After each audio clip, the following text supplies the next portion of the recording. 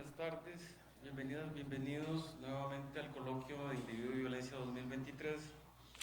En esta sesión tengo el placer de presentar a Francisco Quesada, Rocío Zamora y Antonio Monte para sus presentaciones. Entonces escucharemos en primer lugar de Francisco Quesada su ponencia Violencia y Ecología.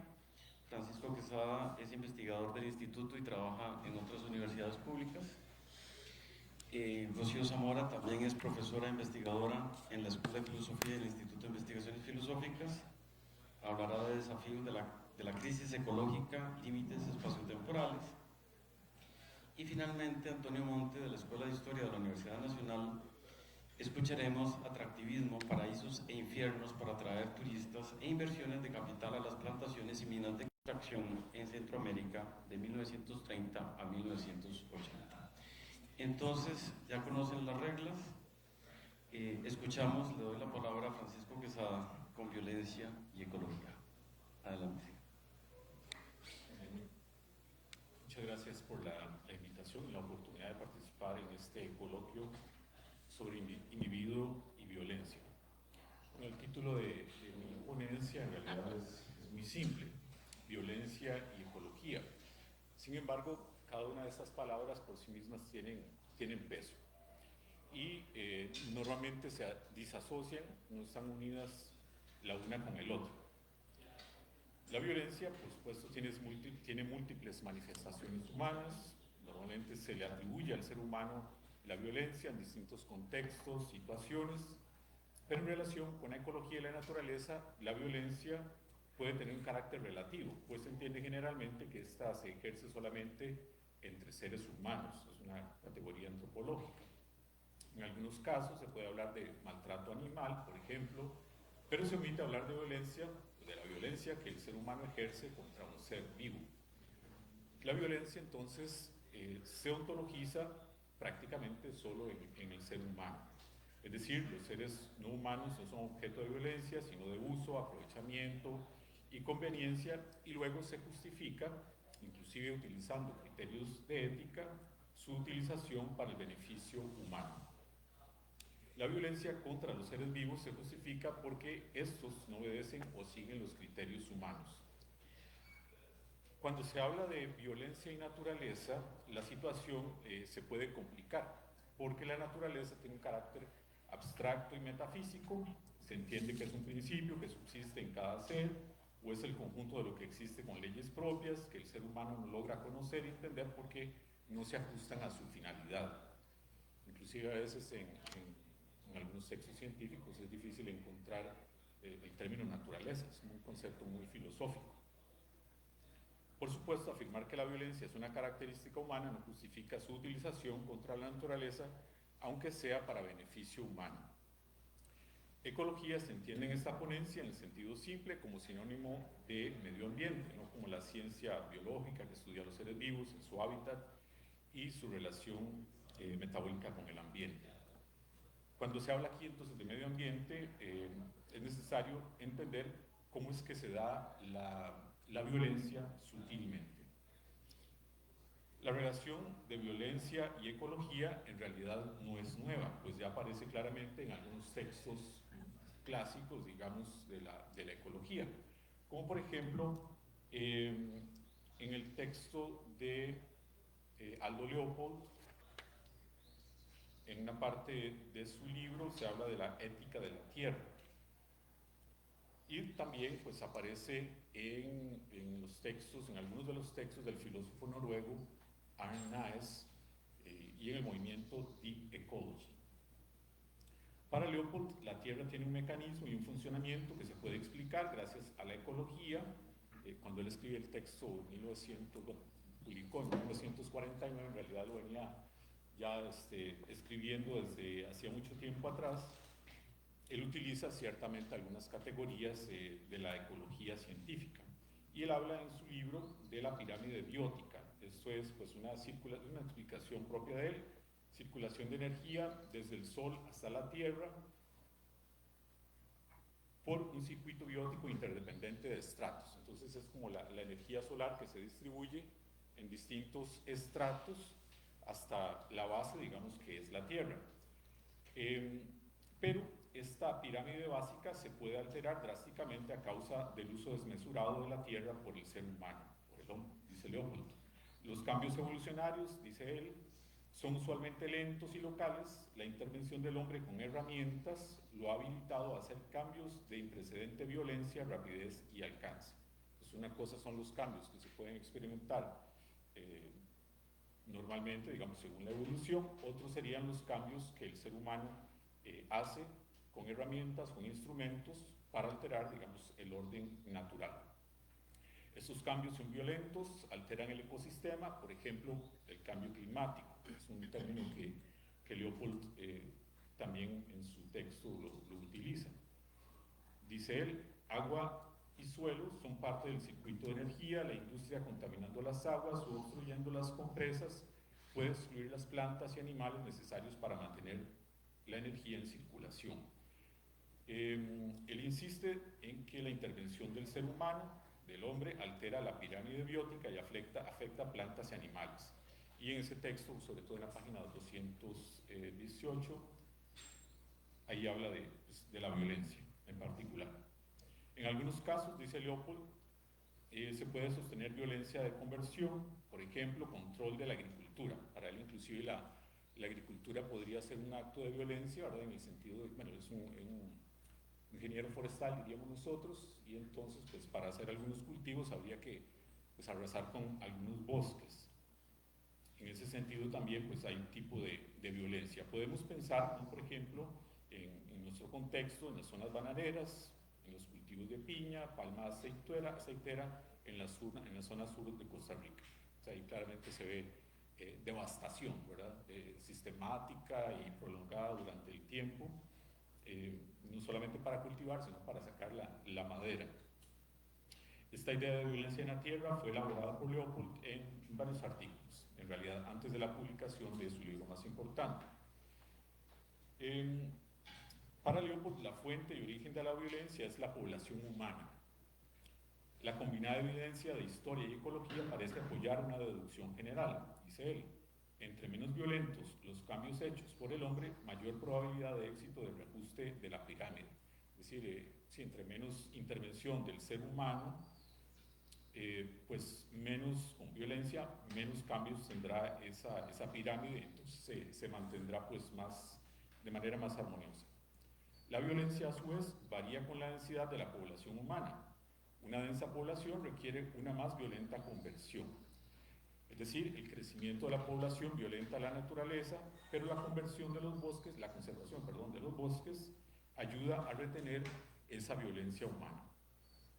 Para el filósofo Arne Naes, el movimiento Deep Ecology es un movimiento pacifista, sobre todo. Naes escribió sobre la no violencia a partir del ejemplo de Gandhi y promovió su práctica en relación con el ser humano, en la relación del ser humano con la naturaleza. Bueno, hay varios textos de este filósofo. Por ejemplo, él dice en un texto de 1989, en el final del siglo XX nosotros vemos la convergencia de tres áreas de autodestrucción: la destrucción de la guerra, la autodestrucción de la explotación y supresión entre humanos y la autodestrucción de supresión de seres no humanos y la degradación de las condiciones de vida en general. Entonces, pues él establece una autodestrucción del ser humano en distintos niveles, la guerra sobre todo, cuando tiene efectos devastadores, la supresión del ser humano entre él mismo y luego la autodestrucción o supresión de seres no humanos y de la vida en general. Ante este trágico panorama, el movimiento Deep Ecology promueve la paz. Evidentemente, los objetivos de este movimiento no pueden ser alcanzados sin las victorias decisivas del movimiento de paz. A pesar de que se considere como un movimiento pacifista, pues siempre ha sido blanco de críticas y con razones. El movimiento, pues, en algunos puntos de su proyecto, de su movimiento, habla explícitamente de luchar, pero son luchas, digamos, que normalmente se entienden, son válidas. Luchar contra la contaminación, y el agotamiento de los recursos. Los ecologistas de esta lucha han encontrado poderosos partidarios, pero a veces en detrimento de su posición total. También en el movimiento Deep Ecology, en algún momento, por ser tan abierto y también, digamos, pacifista, han ingresado pues, ciertas personas con ciertas ideologías, con ciertos pensamientos que en principio podría decirse que se alejan de los establecidos por el filósofo. Por ejemplo, el filósofo francés Jean-Luc Ferry critica fuertemente el movimiento Deep Ecology, y él dice que en el movimiento Deep Ecology subsisten algunas ideas que ya estaban implícitas en las legislaciones nazis. Y uno ve claramente, digamos, en un capítulo de su libro, en el libro de Luc Ferry, él pues plantea, hace un recuento de algunas leyes de la época del nacionalsocialismo, donde se establecía así el cuidado de la naturaleza, la conservación de la naturaleza, para garantizar pues, un ambiente, digamos, adecuado para el ser humano. Y para Luc Ferry, entonces, hay alguna relación entre este movimiento Deep Ecology y la legislación del nacionalsocialismo. Bueno, la violencia puede ser justificada, como decía, en algunos casos muy particulares, pero cuando las convicciones morales de algunos se oponen a la legislación y al orden social, esta puede ser desaprobada.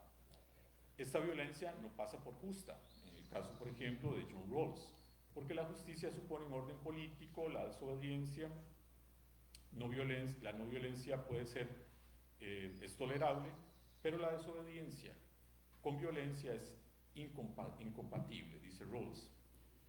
Hay otros autores que comentan a Rawls y dicen, por ejemplo, los activistas, este es Ned Hettinger, los activistas ambientales entonces no pueden usar la justificación de Rawls para la desobediencia civil, se apelan a visiones del mundo ambientales radicales, tal como la Deep Ecology, que el público no comparte. Entonces este autor pues critica la Deep Ecology por ser un movimiento violento, un movimiento subversivo, que no respeta pues, la legislación, que no respeta el orden democrático, y por esa razón pues se les acusa de ser violentos.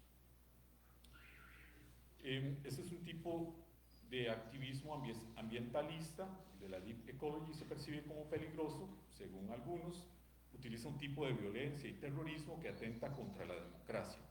En algunos casos se suele hacer una diferencia entre la violencia contra el individuo como diferente de la violencia contra la propiedad, ¿verdad? No sé, normalmente a veces hay manifestaciones, puede ser que haya violencia o que se afecte alguna propiedad de alguna persona, un carro, por ejemplo, un auto, pero no se está tocando directamente a la persona, ¿verdad? O se puede ingresar a a una tienda, se hace el daño en una tienda, se roba, etc. Se dice que no hay violencia contra la persona, solamente contra la propiedad. Bueno, son algunas disquisiciones que hacen. Lo cierto es que yo creo que igual hay violencia. En una sociedad democrática, cualquier tipo de violencia que afecte directamente a la persona es imposible de justificar en cualquier sentido. Bueno, sobre la teoría de la violencia y sobre su justificación hay varias perspectivas. Yo quisiera simplemente como poner tres casos, uno de orden internacional, digamos más bien macro, mundial, otro ideológico internacional y uno más bien de tipo micro regional, donde puede detectarse pues, violencia en escala digamos mundial, en un tipo más ideológico y también a nivel internacional, y luego a nivel más regional.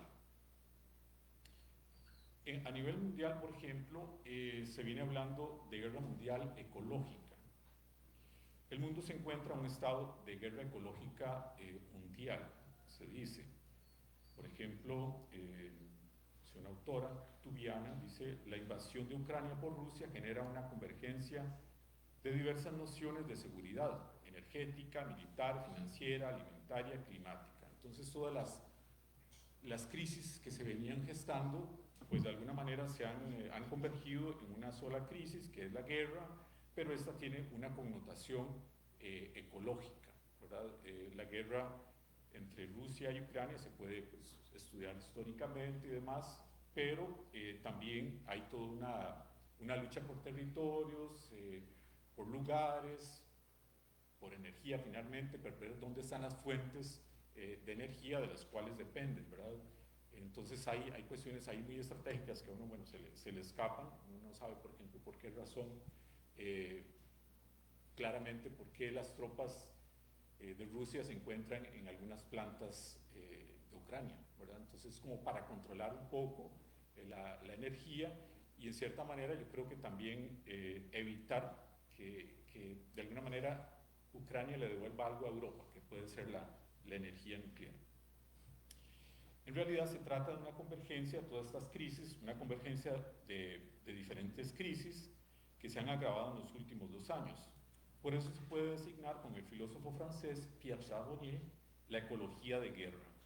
Y esta la define en un artículo del 2022, dice: la ecología de guerra consiste en un contexto de una agresión militar conducida por un Estado petrolero, en este caso Rusia y otras fuentes de energía, contra uno de sus vecinos a fines de consolidación imperial, a ver el giro hacia la sobriedad energética, un arma pacifista de resiliencia y de autonomía. De la guerra, pues algo positivo puede salir, según este autor, y es que hay un pacto verde.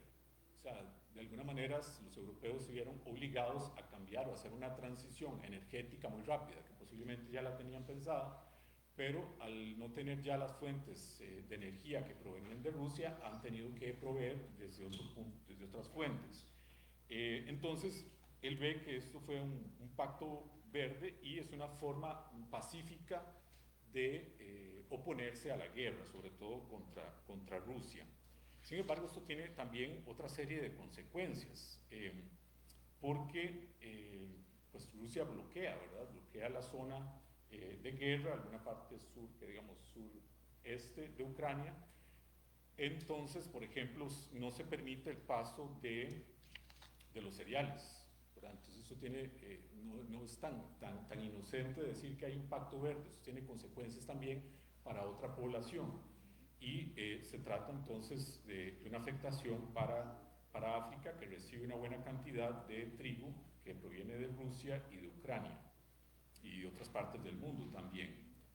Entonces, esta situación es aprovechada por Rusia para ingresar con diplomacia en el mundo africano y extender el comercio. O sea, si le cierran el comercio en el mundo occidental, pues de alguna manera tiene que buscar en contraparte para sostenerse. Entonces, también tiene sus consecuencias este pacto verde. Se puede considerar allí un patriotismo ecológico europeo frente a un panorama que en realidad es mucho más complejo, sobre todo cuando la Unión Europea y Estados Unidos suministran armas a Ucrania, a pesar de ser una ecología de guerra, un arma pacífica, como dice este señor Charbonnier. Después, otro nivel, digamos, ideológico, social, del cual se ha hablado ya y se viene hablando recientemente, es el famoso ecofascismo.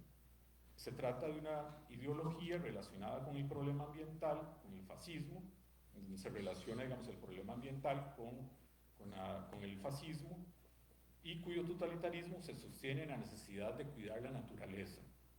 O sea, de alguna manera, como decía igualmente, en las leyes, en algunas legislación del nacionalsocialismo, pues existía eso, de cuidar el cuidado de la naturaleza para pues, que todos los suyos puedan tener un ambiente donde vivir adecuadamente.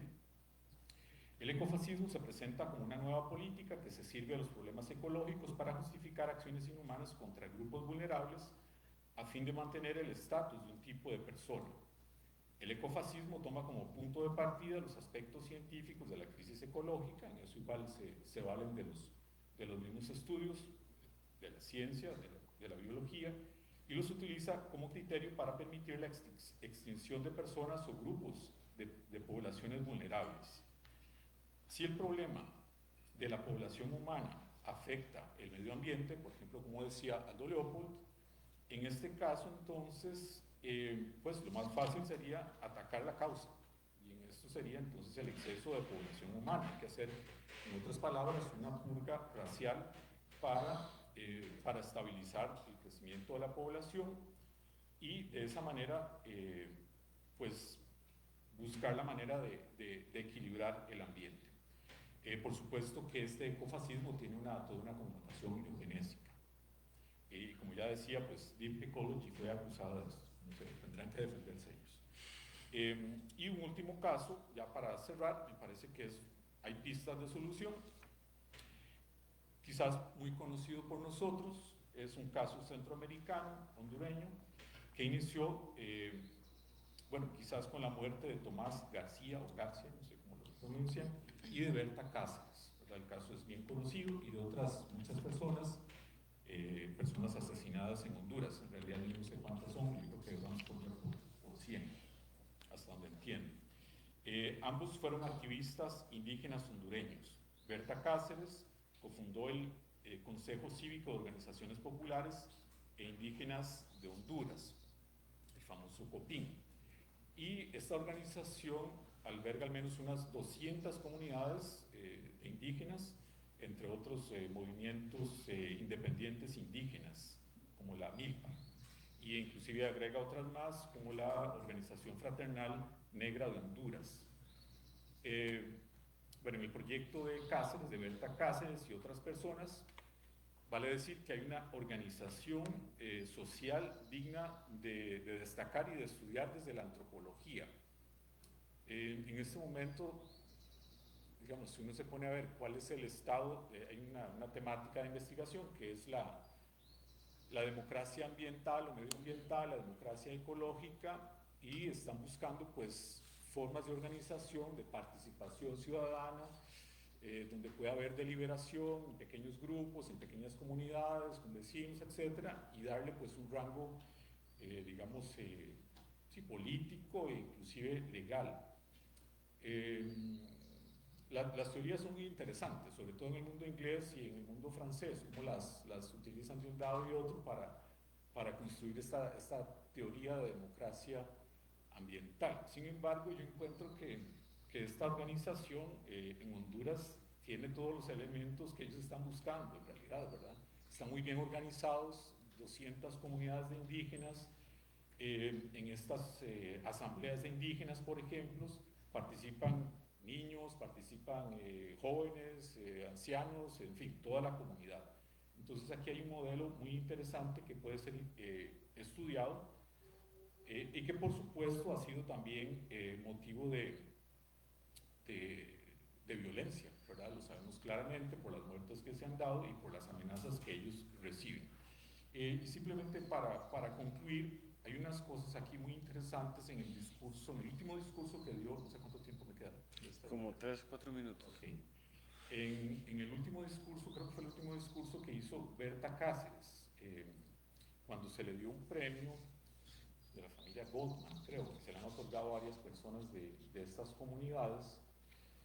Y ese discurso pues es muy simple, son unas cuantas líneas, pero hay todas las discusiones que uno encuentra en la ética medioambiental, que si antropocentrismo, que si biocentrismo, etc.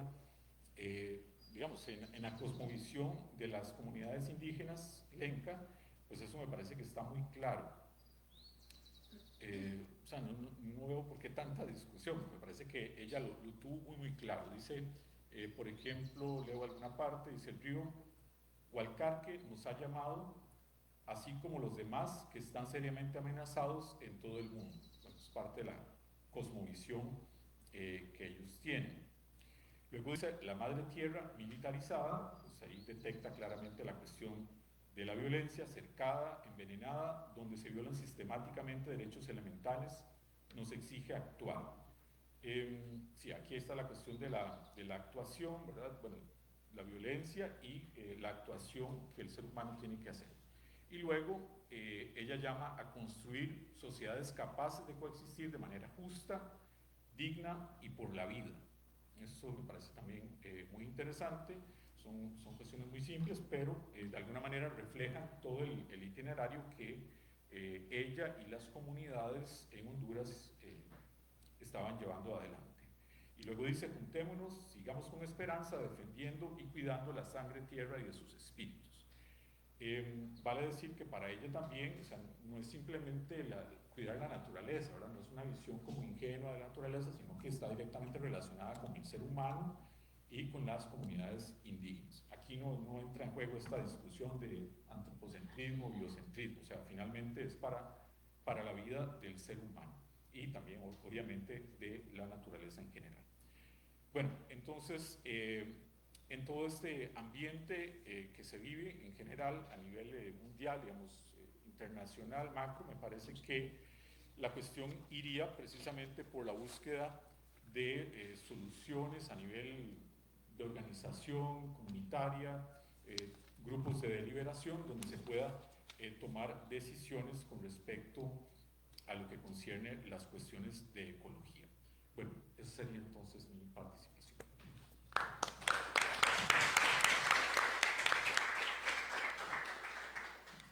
Muchas gracias. A continuación escucharemos a la profesora Rocío Zamora con su ponencia Desafíos de la crisis ecológica, límites espaciotemporales. Adelante.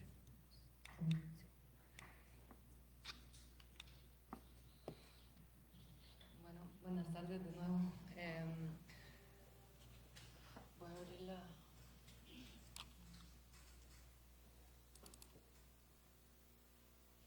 Yo estoy media ciega, no veo...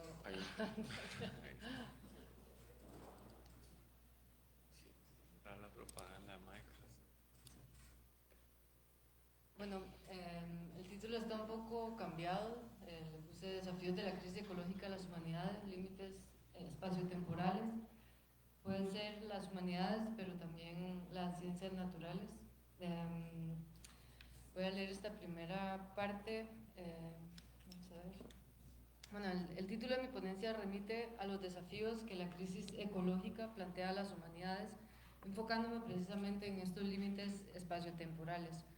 Al hablar de relaciones y límites espaciotemporales en este contexto de la crisis ecológica, uno de los primeros aspectos que parecen desafiar los marcos epistémicos y metodológicos en las humanidades reside en el cuestionamiento de ciertas dicotomías fundantes de la tradición occidental. Bueno, en primer lugar, el paradigma judío-cristiano que puso al ser humano en una posición diferencial y jerárquica respecto al resto de la creación.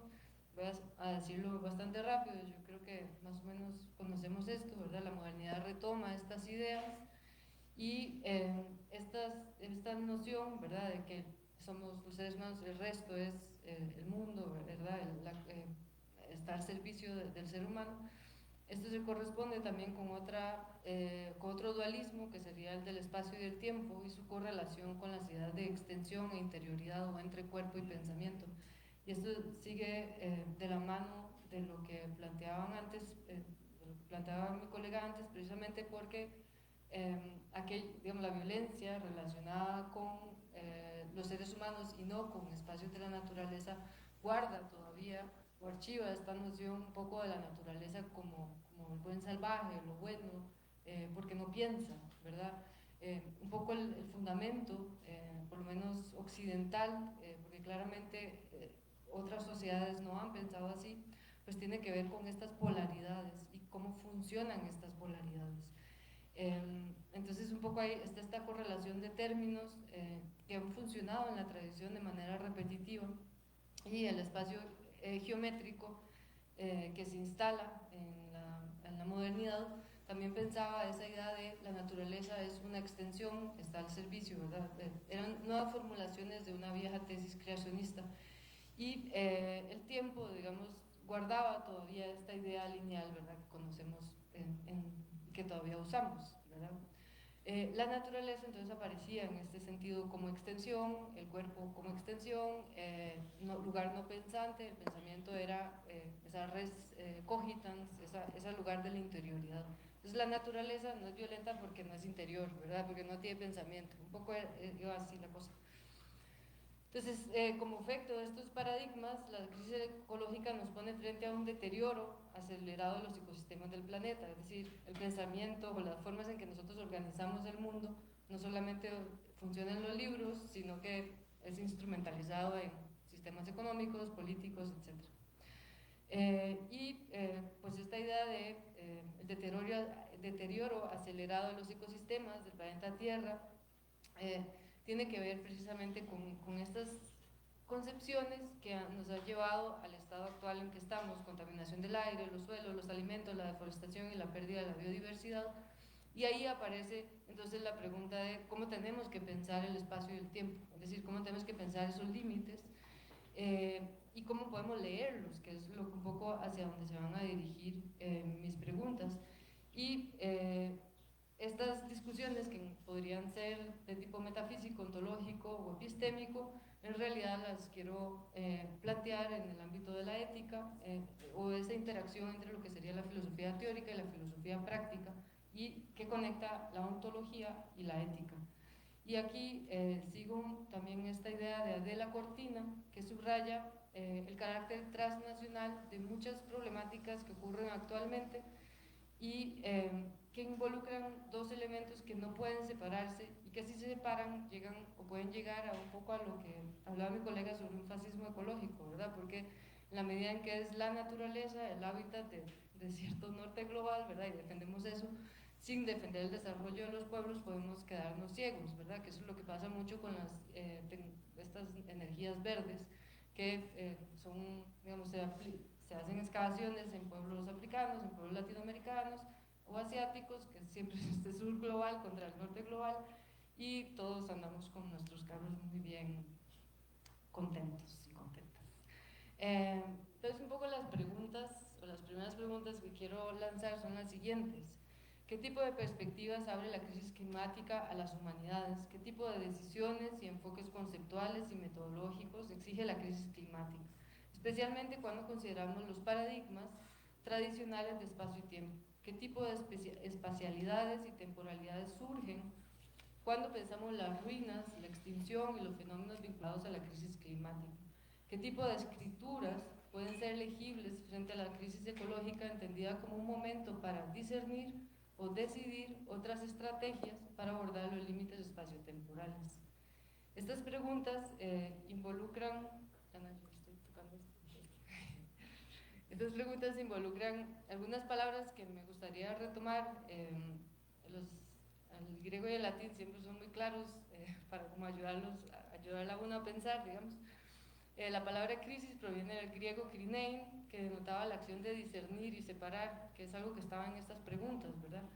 La palabra tipo deriva del tiptein, que significa la acción de golpear, evocando el gesto de cincelar o martillar caracteres en la piedra, a saber, el gesto de escritura, y con ello plantea la relación con las huellas y las estrategias de lectura en el tiempo. Lo escrito funciona en ausencia de quien cincela o martilla. Bueno, es una de las funciones ¿verdad?, de las formas de escritura, sean una huella hecha por un animal en la tierra o nuestra forma de escritura alfabética. Esta noción de perdurabilidad se basa en que la escritura puede adaptarse y reproducirse con diversos ensamblajes espaciales y temporales, tomando formas distintas en entornos diversos y heterogéneos. Y también aquí la noción de límite nos remite a la idea de borde y de peligro frente a la crisis. La idea es un poco conectar estas nociones y entender la idea de cómo podemos leer rocas, vestigios de criaturas extintas, flora, fauna, y pensar el planeta como un gran archivo que no sabemos leer, básicamente porque nos hemos centrado en leernos a nosotros mismos, es decir, a eso que llamamos humanos. Entonces, bueno, la idea esta también de crisis, ubicada entre esta idea de separación y toma de decisiones, añade este matiz ético fundamental a las nociones de lectura y de crisis ecológica. Estas ideas surgen a partir de un texto que me parece súper interesante, que es de Dipesh Chakrabarty, que es un pensador bengalí, historiador, pero pensador también. Creo que vamos a ver qué bien. Así es. No es ese, pero va a venir. Y un poco lo que él ubica es que las formas en que, o las categorías que tiene la historia para pensar sus problemas, en realidad ya no son tan útiles, porque no sé, los historiadores siempre tienen rangos de tiempo y un lugar local, pero con los problemas no son locales y son locales, pero tienen una dimensión planetaria, y eso es una de las cosas más interesantes de esto. Entonces voy a hablar de una situación, de primero, y si me da tiempo, una imagen de un artista costarricense que me parece una persona que trabaja muy bien estos temas, y dos casos. Voy a describirlos y luego voy a conversar un poco de esta idea de Dipesh Chakrabarty. Entonces la primera imagen, o la primera situación la extraigo de este libro que ven ahí, un libro colectivo, y ponen este ejemplo que me parece muy elocuente. Dicen que muchas plantas que tienen semillas muy pesadas necesitan de ciertos animales para poderse esparcir. Cuando estos animales se extinguen, las plantas no mueren directamente, pero sus semillas ya no se esparcen como antes, lo que van a ir, digamos, provocando su paulatina desaparición. Esto quiere decir que cuando este animal esté extinto, su vida seguirá funcionando, escribiendo su ruina en la disminución o extinción de las plantas que no pueden esparcir por sí mismas eficazmente sus semillas. Aquí tenemos otra noción del límite espacio-temporal que ya no se basta de la idea de que un ser se muere y muere, ¿verdad? Sino que hay formas, es como cuando hablamos de la memoria, nosotros, que los seres siguen funcionando.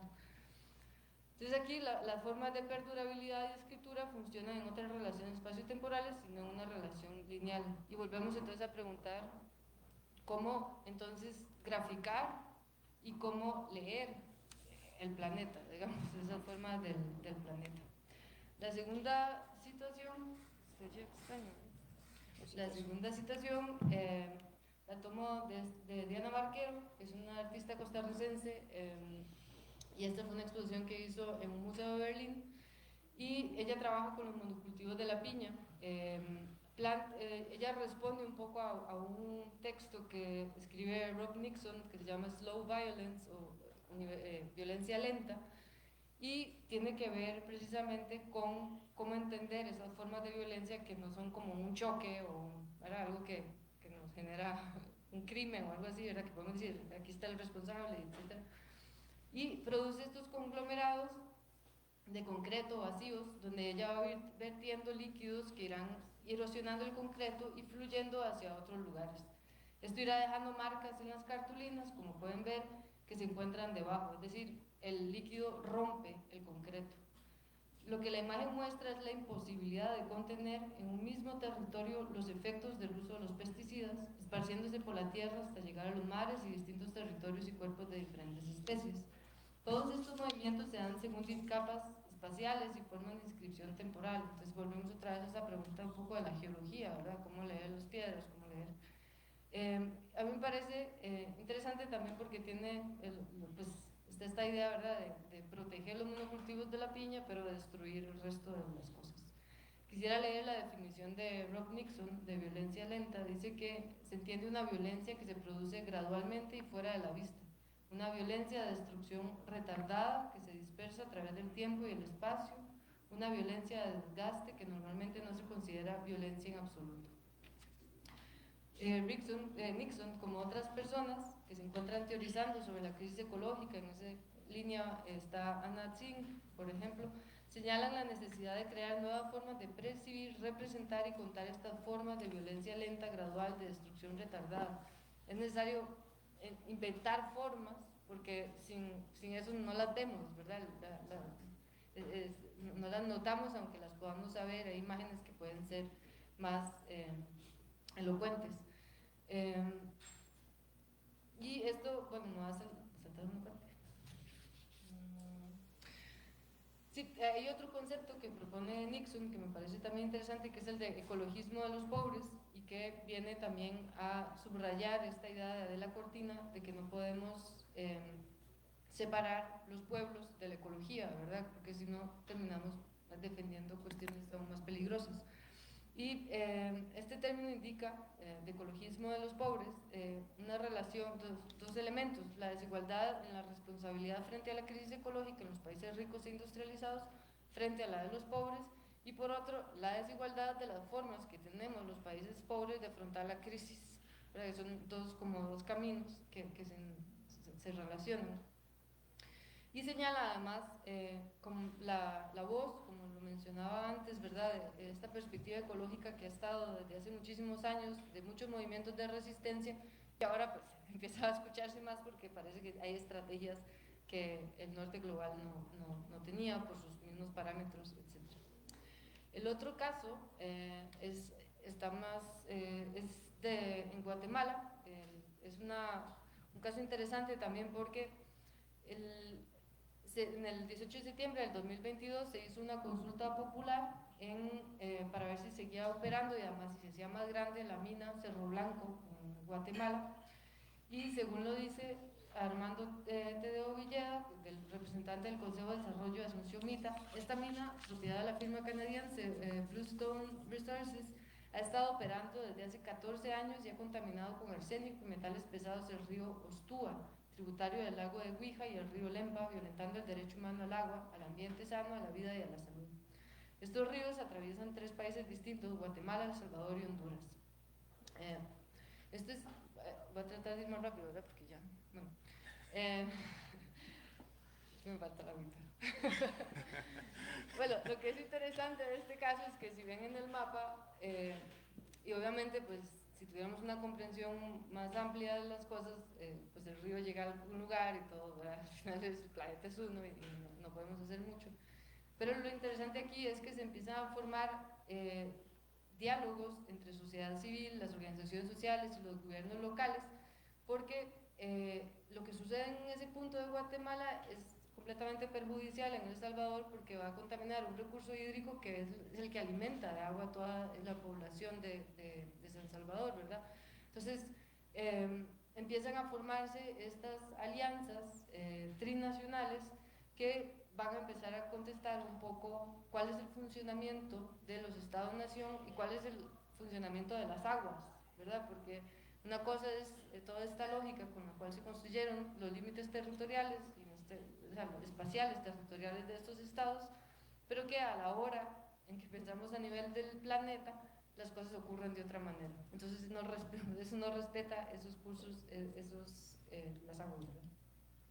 El segundo caso es la reciente cumbre de la Amazonía, que es el segundo, estaban discutiendo este tratado de cooperación interamazónica y entre los países que obviamente están vinculados territorialmente allí. Yo quiero referirme a la intervención del presidente colombiano Gustavo Petro, porque él propone una serie de medidas, entre las cuales están cambiar deuda por acción climática, crear un Tribunal de Justicia Ambiental Amazónica Internacional para juzgar crímenes contra la Amazonía, reconociendo los derechos de la selva. Esta reunión no era de menospreciar, ¿verdad?, todos los países que están ahí, pero además porque es uno de los pulmones del mundo. Una vez que eso se acabe, ¿verdad?, estamos fritos, ¿verdad? Y lo que me interesa a mí de esto es que se está planteando cómo podemos imaginar estrategias para evitar que esta región llegue al punto de no retorno y afecte aún más el clima del planeta. Y ahí vuelven a aparecer, ¿verdad?, en todos estos, tanto en trabajo de Diana Barquero como en las ideas del primer libro que les mencioné y estos casos, hay una recurrencia del lenguaje de lo local, lo internacional y lo planetario que no se pueden separar frente a... O sea, es uno de los desafíos que plantea la crisis ecológica, ¿verdad? No podemos pensar en la crisis ecológica si no es volviendo a unir estos elementos. Y es que en el caso de, obviamente para poder salvar la selva se necesita muchísimo dinero, porque hay un gran tráfico de drogas que va a llevar la droga hacia Europa, tala ilegal de árboles, asesinato de pueblos ancestrales, de activistas políticos, y eso implica meter a los militares, ¿verdad? Entonces eso es un gran, digamos, problema. O sea, ya están ahí, pero implicaría una guerra, digamos, casi. Y la otra cosa es que ya han habido sentencias, como la de la Corte Nacional de Colombia, que reconoció los derechos de la selva, pero ese problema siempre está en cómo garantizar los derechos, cómo fiscalizar, etc. Parte de las discusiones que se están llevando a cabo en esta, o que se llevaron a cabo en la cumbre, tenían que ver precisamente con un montón de términos que involucraban nociones espaciales y temporales que ya un poco salían de ese marco primero que les dije, del espacio como un lugar homogéneo o del tiempo como una sucesión lineal de momentos. Y aparece, digamos, estas nociones de límites espaciotemporales como problemas de geolocalización para la historia. Y esto nos lleva a otro set de preguntas, ¿verdad? Sí, desde la historia, pero también desde las demás disciplinas, una pregunta muy básica es ¿dónde y cuándo ocurre el problema? ¿Dónde y cuándo se dibujan las causas para la historización de una crisis o un cambio? Y otros problemas como cómo situar el problema sin reducirlo a un ente difuso que podría evadir soluciones y responsabilidades. Que ese también es un problema cuando empezamos a diluirlo todo, ¿verdad? Ya no hay Estado, ya no hay no sé qué, ya no hay los territorios conformados, entonces volvemos otra vez a darle herramientas al neoliberalismo para que vuelva a diluir, ¿verdad?, todo el mundo de las soluciones y las responsabilidades.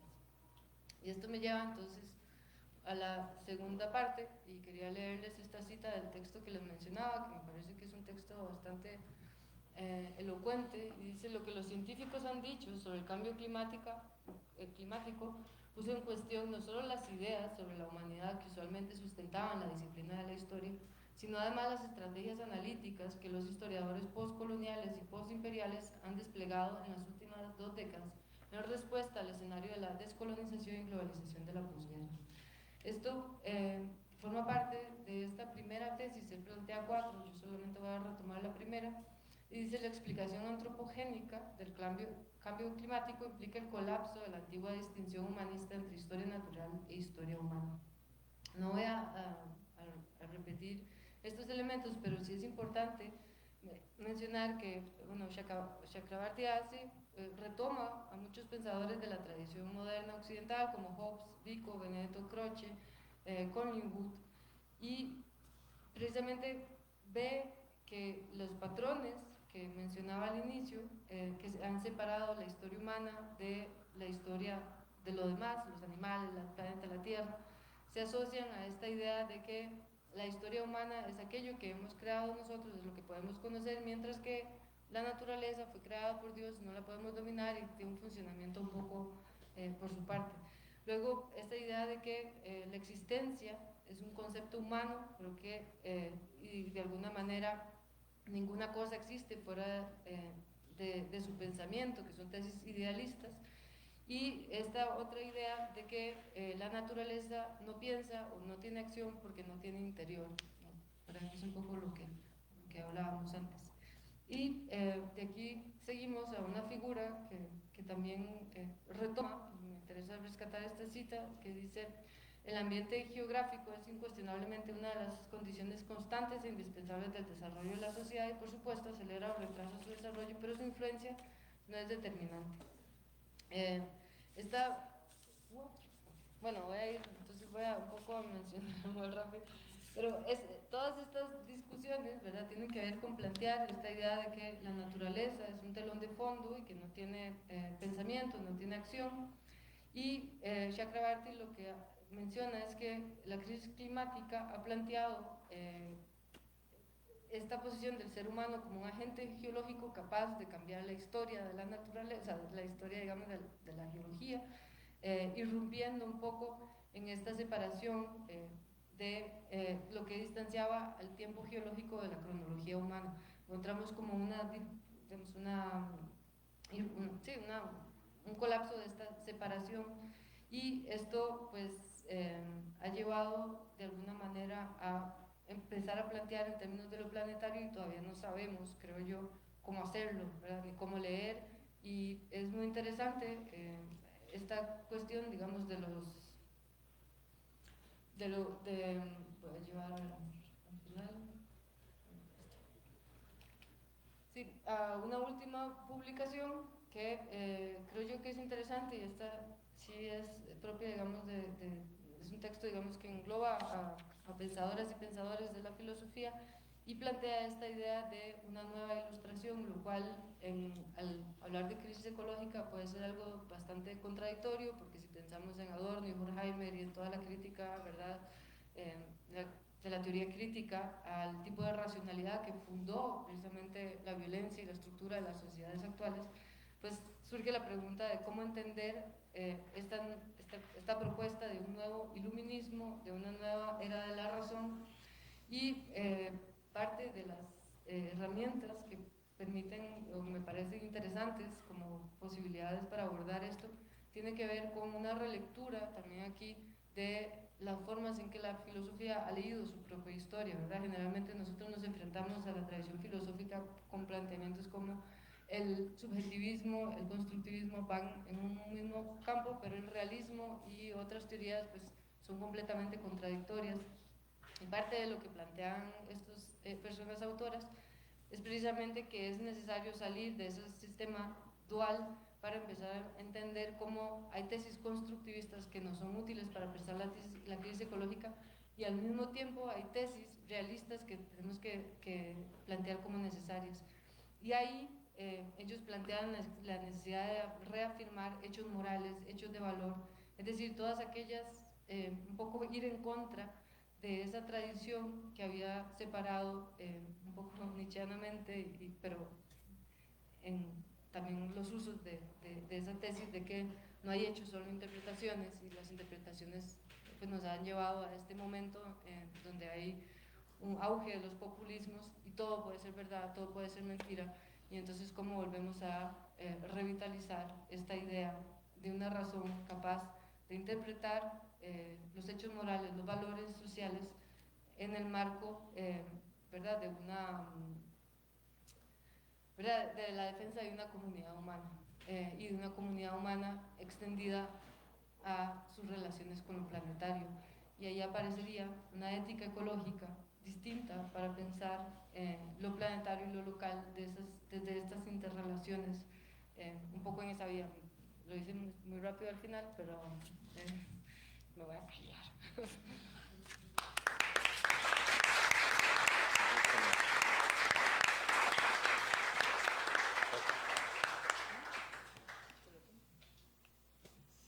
Muchas gracias. Ahora tenemos entonces a Antonio Monte con Atractivismo, Paraísos e Infiernos para atraer turistas e inversiones de capital a las plantaciones y minas de extracción en Centroamérica 1930 a 1980. Gracias. Hola, buenas tardes a todos y todas. Muchas gracias especialmente a Rocío por el espacio, por invitarme, pero también a la UCR, a Francisco y a Sergio por el espacio. Como bien dijo Rocío, yo soy historiador, entonces tengo fechas y tengo espacios muy determinados, además porque en Nicaragua nos enseñaban a no salir de Nicaragua, pues porque de por sí no hay mucha investigación y para qué salir de ahí nos decían. Y nos terminaron echando, es un poco la ironía de las cosas. Entonces, empiezo con esta imagen en esta portada, la cual es el Ingenio San Antonio, ubicado en Chichigalpa, Chinandega, en el noroeste de Nicaragua, la costa del Pacífico, propiedad del empresario nicaragüense Carlos Pelas, el primer billonario del país, el cual inauguró el Museo Ron Flor de Caña en el mismo ingenio, dicho museo que cuenta la historia del ingenio y del ron. A veces ganador de premios que lo han catalogado como uno de los mejores rones del mundo. El museo muestra toda la línea de producción, la historia del ingenio y realiza un tour de degustación para turistas nacionales e internacionales. Este museo iba en la estrategia empresarial del Grupo Pelas definida en el 2002, de iniciar inversiones en la creciente industria turística en Nicaragua. Por ello, también invirtió en un hotel, campo de golf y aeropuerto en la playa de Brito, también en el Pacífico de Nicaragua, en lo que es hoy Rivas, en el gran complejo de lujo llamado Guacalito de la isla, denominada una tierra virgen, un paraíso según la promoción del sitio. Guacalito y el Museo del Ingenio fueron de los proyectos más importantes del Grupo Pelas al inicio de este ciclo. Esto iba de la mano con la primacía que siempre había tenido el ingenio y la familia Pelas en las guías de turismo e inversión en Nicaragua, usualmente inventariada por gobiernos liberales o conservadores y destino de muchos turistas a principios de siglo. El ingenio y la familia Pelas eran o son ejemplo de las grandes riquezas que se pueden extraer de Nicaragua, y estas guías y estas fotos de los ingenios fueron llevadas a exposiciones mundiales, embajadas, etc. Sin embargo, desde inicios de los 2000, trabajadores del Ingenio San Antonio comenzaron a padecer de insuficiencia renal crónica, como le sucedía a muchos trabajadores de ingenios azucareros en Centroamérica y el Caribe. Periodistas como Esteban Félix y activistas como Jason Glazer, junto a instituciones académicas como la Universidad de Johns Hopkins, documentaron estos casos e intentaron trabajar junto con el ingenio para averiguar las causas de esta epidemia. Pero la reacción del Grupo Pelas, apoyado por el nuevo gobierno de Daniel Ortega a partir de 2007, y la Policía Nacional no fue de colaboración. Más bien, en enero del 2014, los trabajadores enfermos del ingenio protestaron para exigir mejores tratamientos a la condición que adquirieron durante el ejercicio de sus labores. Ese día los nicaragüenses observamos atónitos la represión de la Policía Nacional aplicada a un grupo de personas ya desahuciadas.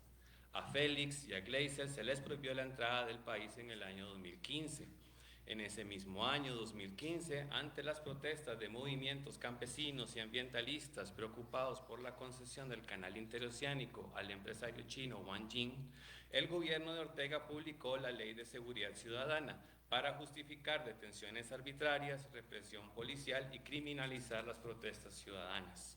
Esto, visto el día de hoy, era un augurio de lo que sucedería en 2008 con el estallido social en Nicaragua y represión desmedida del gobierno de Ortega, que nos tiene a muchos hoy aquí en el exilio. Lo que deseo rescatar hoy aquí es la reacción del gobierno y de Pelas fue la misma de muchas otras reacciones en ocasiones anteriores. Pelas y Ortega coinciden en el que el trabajo de Félix y Glazer deterioraba lo que ellos denominaban la marca país y que espanta las inversiones que supuestamente tanto necesita Nicaragua. Ante esto, Pelas se lanzó en una campaña mediática en la que apareció junto a Daniel Ortega en eventos públicos, defendió al régimen e incluso apareció constantemente exponiendo el brazo quemado de su esposa Vivian Pelas. En estos artículos nos recordaba lo que sufrió la pareja luego de un accidente aéreo y así también nos recuerda, y lo cito, lo más importante no es el dinero, es el legado que le dejas a tus hijos y tus nietos. Ok, pongámonos serios, sí. Lo que yo quiero reflexionar y cuestionar aquí es el porqué de esta reacción conjunta entre dictadura y empresa privada por silenciar, excluir y aplastar la disidencia en nombre de la marca país y las inversiones extranjeras. ¿Por qué en este punto ambos sectores concuerdan que lo mejor es negar la investigación científica o la documentación de estos casos? ¿Por qué es mejor reprimir a trabajadores desahuciados que habilitar las condiciones para aclarar una problemática de salud pública? ¿Por qué es mejor construir museos, paraísos en islas y desatar campañas mediáticas millonarias que trabajar en conjunto con la población para producir condiciones laborales más saludables? Como dije al inicio, este debate y reacción no es exclusivo de este caso. En 2018, en los primeros supuestos diálogos nacionales, el presidente del Banco Central de Nicaragua, Ovidio Reyes, llamó a los estudiantes a detener las protestas porque esto le costaba mucho a la marca país, aunque los estudiantes ya contaban cientos de muertos. Y les dice Ovidio a los estudiantes: ustedes no saben lo que es ganarse la confianza de estos turistas otra vez, haciendo alusión que en 2017 Nicaragua había tenido un año récord, sobrepasando por primera vez el 1.000.000 de turistas en un año calendario. En este sentido, yo me pregunto, ¿qué nos cuesta realmente ganar la confianza de estos turistas? ¿Acaso la insuficiencia renal crónica, la muerte de trabajadores y estudiantes no nos muestra el costo más bien de tener uno de los mejores rones del mundo? ¿Es acaso no el costo de tener o de vivir en un supuesto paraíso natural? Entonces, esto también lo encontramos en el 2005, en un debate en la Asamblea Nacional. Aquel entonces René Núñez Telles hizo un llamado parecido a no publicar tantas noticias sobre corrupción o crímenes en el país. El turismo se vuelve a utilizar como excusa principal para evitar esas malas imágenes, entre comillas, y dice Núñez: debemos de promover nuestra seguridad ciudadana, una de las más seguras, valga la redundancia, de Centroamérica. La corrupción debe ser denunciada, investigada y demostrada, pero sin que ello incida en la moral y en la dignidad de la nación. Nicaragua no es un país corrupto, aunque hayan existido y existan funcionarios públicos corruptos. Nicaragua es azul como su cielo y blanca como la conciencia de sus mejores hijos, que son una gran legión. Nuestro pueblo es trabajador, valiente, hospitalario, solidario, alegre, creativo y poeta. Nicaragua son sus lagos, sus montañas, sus volcanes, sus ríos, pero Nicaragua es mucho más que un paisaje, y ese paisaje hay que promocionarlo al turismo interno y externo, y los medios de comunicación y los comunicadores deben también exaltar estas virtudes y valores. Otro ejemplo de esto lo encontramos mucho tiempo antes, en 1949. Nicaragua bien entrada en la dictadura de Anastasio Somoza García, con el apoyo de Estados Unidos, que aunque ese año había titubeado un poco, también se mostraba fuerte debido al intento de Leonardo Argüello de ser presidente porque había ganado las elecciones. En Nicaragua, entonces, luego de la ocupación también de los marinos entre los años 20 y 30 y la guerra civil, sobre todo la resistencia sostenida por el guerrillero Augusto Sandino, empieza a mostrar de que reproducir estas noticias o estos eventos era también nocivo para el turismo y las inversiones. Entonces, las narrativas turistas favorecieron las formas en que Somoza García y la Guardia Nacional restablecieron el orden y, cito, erradicaron la violencia, como afirmaron diputados conservadores y liberales por igual ese año. En este contexto, diputados liberales y conservadores debatieron la forma en que las noticias sobre inestabilidad o corrupción, torturas o destierros que mantenía Somoza y la Guardia Nacional tal vez espantaban a las inversiones extranjeras y al turismo. El diputado Salvador Castillo, por ejemplo, entre muchas participaciones, señaló que si Nicaragua comienza a publicar estas cosas, el turismo se terminará. Nadie va a querer venir a este país donde se viven cometiendo crímenes horrorosos. A lo cual el diputado Pedro Joaquín Chamorro Zelaya, quien era dueño del periódico La Prensa y que también tiene intereses entonces por la censura, respondió que esto no estaba convencido, y lo cito, porque este tipo de noticias se publican en los periódicos de los países como Estados Unidos y Francia, los cuales no sufrían deserción masiva de turistas o inversiones por este tipo de noticias. E insiste Chamorro, demos amplia libertad en todo y vamos a ver cómo vendrán los turistas y progresará el país. Entonces, con estos ejemplos lo que quiero ilustrar entonces es que la atracción de inversiones y turistas ha estado en el seno del arresto de la cosa política en Nicaragua, y que la forma de imaginar el país y ponerlo en escena para dicha atracción usualmente requiere entonces de inventarios ya jerarquizados de paisajes, recursos naturales, plantaciones y poblaciones y nuestra tumultuosa realidad política. Yo no presento el origen de esto hoy, más bien sí quiero denotar cuándo se institucionaliza entre los años 30, 40 y 50, tanto en Nicaragua como en Centroamérica, y yo propongo tal vez que leer estos saberes científicos de viajeros que se suman a saberes de filibusteros, por ejemplo, y de turistas estadounidenses y del gobierno nicaragüense, desempeñaron un papel central en la comodificación de Nicaragua como un paraíso para las inversiones y el turismo. Y como esta construcción de la nación excluyó mediante categorías raciales y de clase a las poblaciones, sobre todo las cuales impondría el peso de dichas ansias de invertir en plantaciones o minas como los trabajadores del ingenio. Entonces, quiero hablar un poco sobre paraísos e infiernos y por qué eso usualmente aparece en las guías de turismo y por qué nos comunicamos en estos términos. Quisiera hablar un poco entonces cómo la política del buen vecino termina creando esta triada entre comercio, viaje y defensa, y la idea de que el turismo entonces es parte del comercio exterior. Y si tengo tiempo quisiera compartir un par de ejemplos, como hay de tiempo, ¿bien? Okay. De los turistas que de hecho llegaron aquí a visitar nuestras minas y plantaciones entre los años 40 y 50. Entonces, usualmente muchos historiadores dicen que en la historia pues, de América, las primeras imágenes europeas de nuestro continente eran imágenes de abundancia, sobre todo para católicos y protestantes en particular, ya que para estos América era un lugar sagrado, el cual ocupaba un lugar especial en el diseño providencial de Dios. Es por eso que el tropo del paraíso, argumenta la académica nicaragüense Ileana Rodríguez, es fundamental para comprender la historia de América Latina, porque, y la cito, los tropos fundacionales de América sostienen la misma idea de América como el paraíso, una Arcadia utópica fundada en la naturaleza como un recurso humano.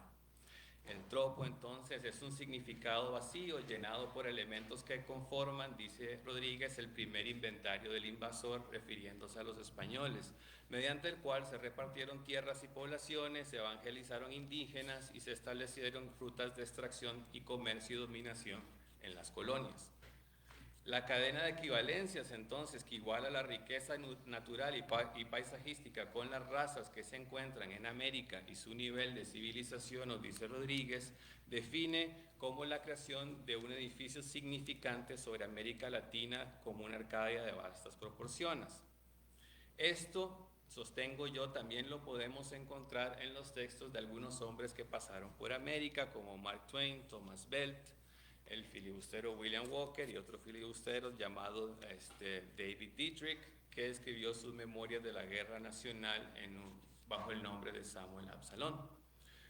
Por ejemplo, Mark Twain, en su paso en 1849 por Nicaragua, habla de un paraíso despoblado y un paraíso poblado.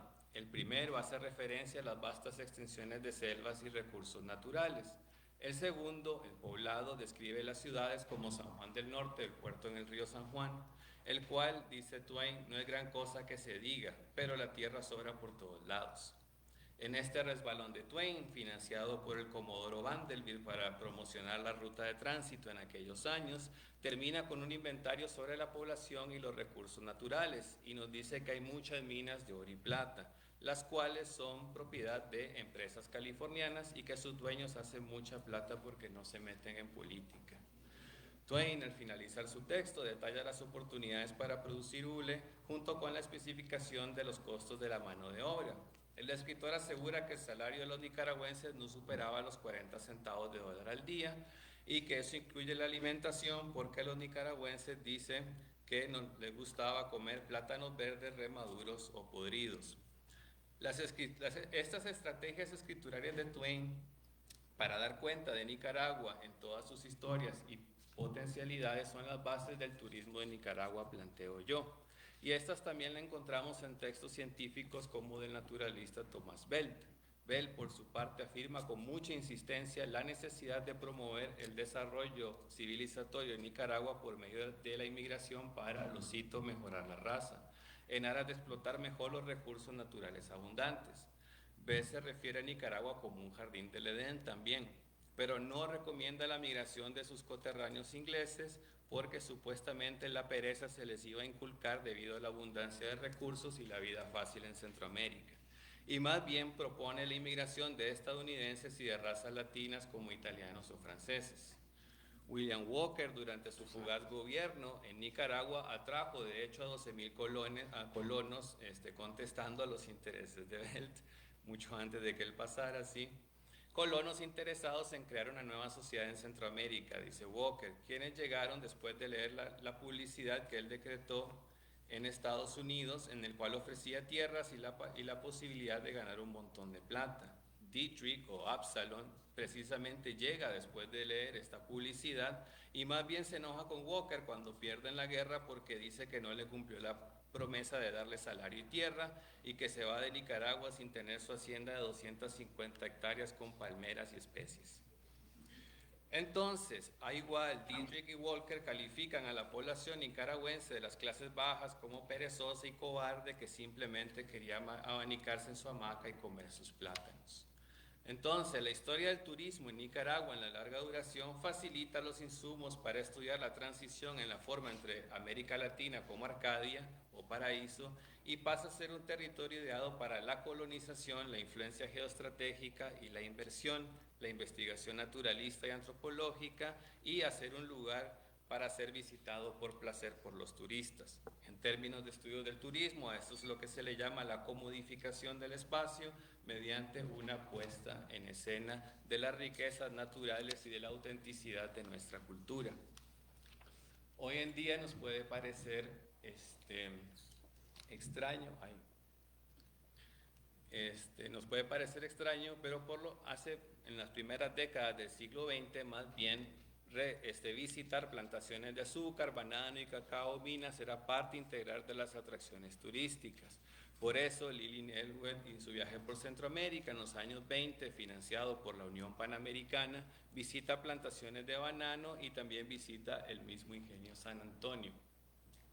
Y en nos dice: en un país ideal para la caña de azúcar como es Nicaragua, la replantación anual es impensable. He visto muchos cañaverales en Nicaragua que no han sido replantados en 20 años. No se utilizan fertilizantes, la maquinaria continúa siendo un misterio para un laico y resulta en un hermoso azúcar blanco cristalizado en un espacio de tiempo sorprendentemente corto. Y cuando hay un excedente después de la demanda interna de Nicaragua, se encuentra un mercado tan al norte como Vancouver. A mí me gustó la atmósfera fresca y soleada de San Antonio y observé con placer las cabañas ordenadas de los trabajadores nicaragüenses, cada uno con unos arbustos de hibiscos y algunas plantas de bananos en la puerta. En la época de corte, cuando cargas de caña corren la línea de la plantación día y noche hacia el molino ocupado en la puerta de la plantación y el aroma al azúcar llena el aire, una plantación de azúcar parece definitivamente y felizmente removida de las aventuras políticas y sin embargo no lo está del todo. Obviamente que cuando Jeffrey Gould mira estos mismos años, lo que él encuentra es de que esa paz que se vive en el ingenio San Antonio es precisamente porque el ejército del Partido Conservador estaba controlando pues las manifestaciones y los salarios dentro del ingenio San Antonio. Pero entonces el ingenio azucarero articula paisaje, recursos naturales, raza, trabajo y placer y denota la simetría entre la descripción de Eliot con la propuesta teórica de Ileana Rodríguez sobre la invención del paraíso en América, cuando afirma que la producción misma, dice Rodríguez, de la región como conocimiento positivo es una especie de rozo limpia del terreno para dejarlo listo para la siembra, sobre todo en la forma de vías de comunicación, transporte y producción agrícolas. Esto se empieza a reproducir ad infinitum y más bien todos los primeros viajeros que visitan nuestras tierras entre los años 20 y 30 van a buscar entonces a estas poblaciones que bien describían filibusteros, naturalistas y los primeros turistas. Cuando la cámara se posa sobre otras poblaciones, las poblaciones pierden su nombre y solo son definidas por su capacidad trabajadora, por los utensilios que tienen o por la misma naturaleza que habitan. De hecho, las primeras fotografías que encontramos en guías de inversión y turismo sobre Centroamérica, estas van a ser las primeras imágenes que nos van a vender al exterior para ser visitados, no los lagos, las playas y los volcanes como estamos muy acostumbrados el día de hoy. Todo esto, además, está siendo entendido como parte de la zona de influencia de Estados Unidos y todos estos recursos como el cacao, el caucho, el azúcar y los bananos van a ser primordiales para la industria de guerra durante las guerras en Europa. De nuevo, todas estas poblaciones son anonimizadas. También se nos olvida que la United Fruit Company fue una de las primeras en financiar cruceros de lujo para viajar a Centroamérica y que muchas de las personas que viajaban a Centroamérica primero eran barco y venían principalmente a ver las plantaciones de banano de la United Fruit Company, y la United Fruit Company también le pagaba a algunas parejas para hacer sus lunas de miel en Centroamérica y así visitaban plantaciones y, por ejemplo, en Honduras después visitaban lugares como Copán para vender la idea de que Honduras también era una nación maya, no solo pues una Banana Republic. El tema de la Banana Republic es otro tema. Pero bueno, Centroamérica está avanzando en los años 40 y 50 y en vez de estos barcos y las plantaciones bananeras, se va a empezar a construir la carretera panamericana.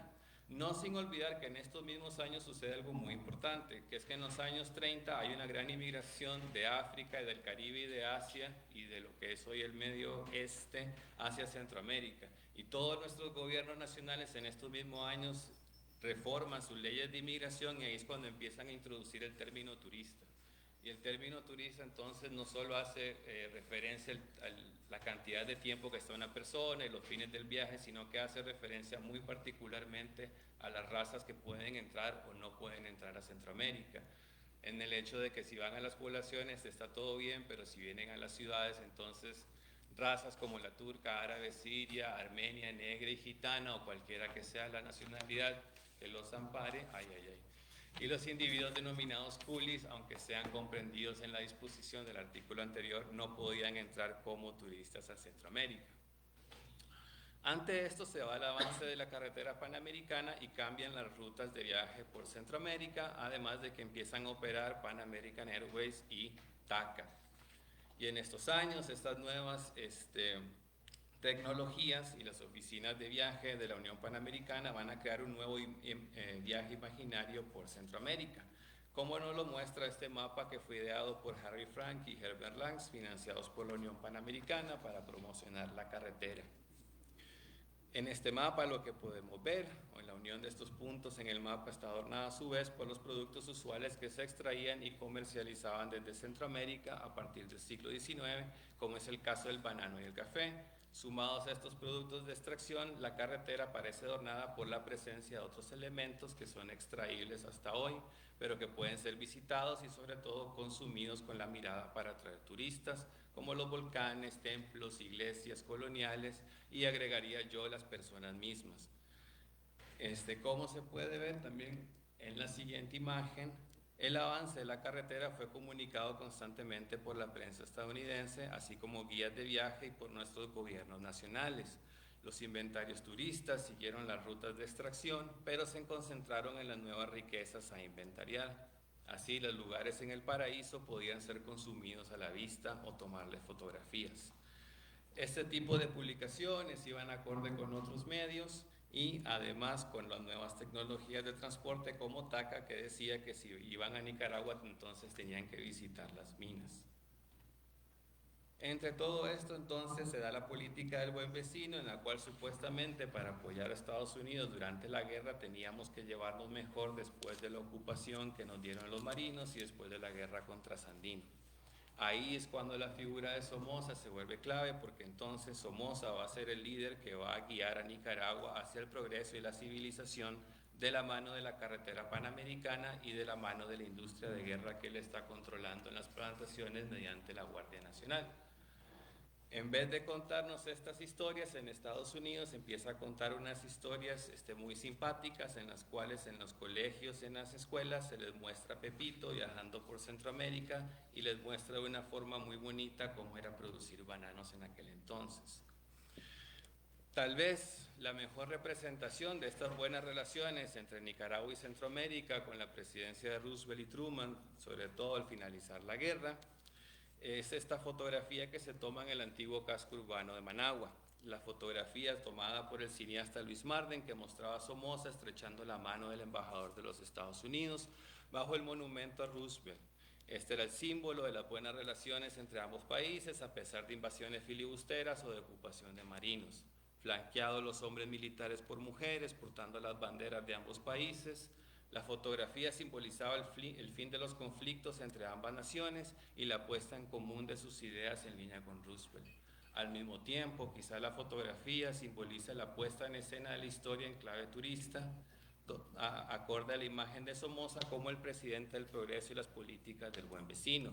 Precisamente detrás de este monumento a Roosevelt, si ustedes, encima de eso estaba la casa presidencial y en el sótano, si pudieran atravesar el monumento, van al sótano, se encontraban las cárceles ubicadas de la Casa Presidencial, lugar donde Somoza, sus hijos y miembros de la Guardia Nacional apresaron, cuestionaron, torturaron y asesinaron a sus retractores políticos, opositores o disidentes. Con todo, tanto guías nicaragüenses como estadounidenses concordaban en la necesidad de promover inversiones agrícolas, atraer inmigración blanca, emplear a las poblaciones y la seguridad que ofrecía Somoza en los tiempos de la carretera panamericana llevaban a Nicaragua hacia el progreso. Entonces, ¿qué quiero decir con extractivismo? Yo creo que este término se refiere a que el turismo es parte entonces de un engranaje concentrado principalmente en la atracción de inversiones y capitales para desarrollar plantaciones y minas. Atractivismo hace referencia a las múltiples estrategias discursivas y estéticas cuyos fines principales fueron la atracción sistemática en la larga duración de personas, inversiones y capitales a Nicaragua. Dichas estrategias suponen el uso sistemático de ciertos rasgos culturales, históricos, políticos, económicos y raciales, en el propósito de abrir al país con una imagen favorable a los mercados internacionales, imagen que sin embargo nos cuesta mucho a los que vivimos en Nicaragua. Por eso digo de que el turismo puede ser pensado como una empresa imperial, racial y muy particularmente en Nicaragua patriarcal. Y tal vez el atractivismo es en fin un silencio, porque todas las poblaciones que les mostré hasta ahorita no sabemos su nombre y nunca tuvieron oportunidad de decir qué tipo de turismo o desarrollo nacional querían. Lo dejo ahí, muchas gracias.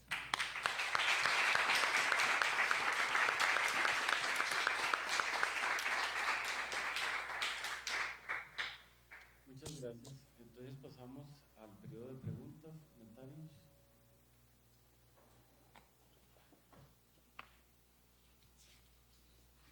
Gracias, buenas noches.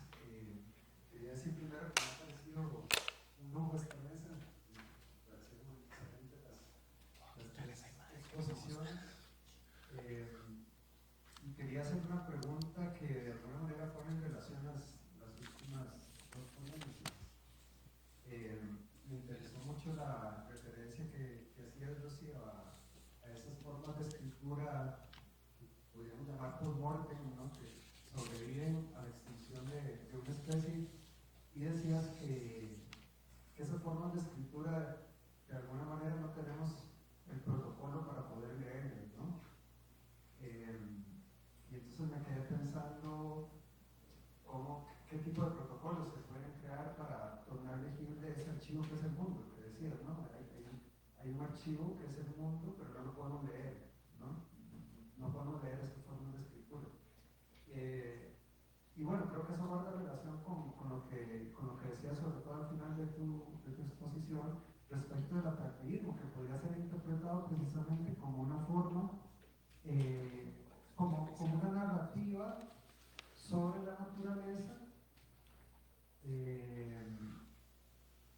que legitima ciertas prácticas de violencia contra la misma, y entonces poniendo en tensión ambas intervenciones, me parece que lo que está en juego es esas formas de legibilidad, ¿no? Cómo se construyen grillas de inteligibilidad que permiten leer ciertas escrituras y tornar ilegibles otras escrituras. De manera que me gustaría saber qué piensan sobre esa tensión que se deriva de las exposiciones. Gracias. ¿Alguien más?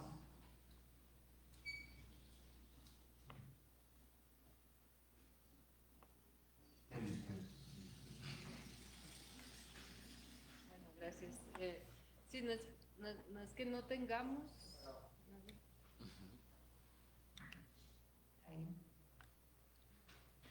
No es que no tengamos, sino que la forma en que hemos separado las ciencias naturales de las ciencias humanas hace que no tengamos, provoca que seamos ciegos o ciegas. Y hay textos muy interesantes, sobre todo el trabajo que están haciendo interdisciplinariamente, digamos. Yo conozco un poquito de lo que hace esta investigadora, Anna Tsing, que es, por ejemplo, la ruta de los hongos. Entonces, ella escribe un libro enorme que va, digamos, generando un tipo de escritura conducida por los hongos, los olores, las formas. Empiezan a pensar en temporalidades o en espacialidades que ya no son esas, ¿verdad? Entonces, un poco mi presentación lo que buscaba era localizar esos lugares que seguimos reproduciendo a la hora en que pensamos lo planetario, y ver lo planetario como un desafío también para la imaginación, ¿verdad? Porque si hay una de las formas en que se dice esto mucho es las formas que tenemos actualmente, si las seguimos repitiendo vamos a seguir produciendo los mismos resultados. Entonces, ¿cómo empezar a inventar? Eso implica que está abierto, ¿verdad? Y las formas en que se está colaborando, digamos, también menciono la visita de esta persona del Humboldt, Wolfgang Schäffner, que vino al principio de año y que mostraba lo que se hacían en el clúster en Berlín, en la Humboldt. También muestra cómo empiezan se puede colaborar de forma interdisciplinaria interdisciplinaria, realmente interdisciplinaria, no el físico de un lado y dos papers distintos, sino realmente pensando en conjunto, y empiezan a salir cosas interesantes que podrían dar algunas soluciones sobre qué hacer con el plástico, qué hacer con la basura, qué hacer, ¿verdad? Que son cosas que se están produciendo. Pero, digamos, eso implica también una reestructuración de esas categorías de espacio-tiempo que al final son vitales en la sociedad moderna, creo yo. Entonces, un poco iba por ahí.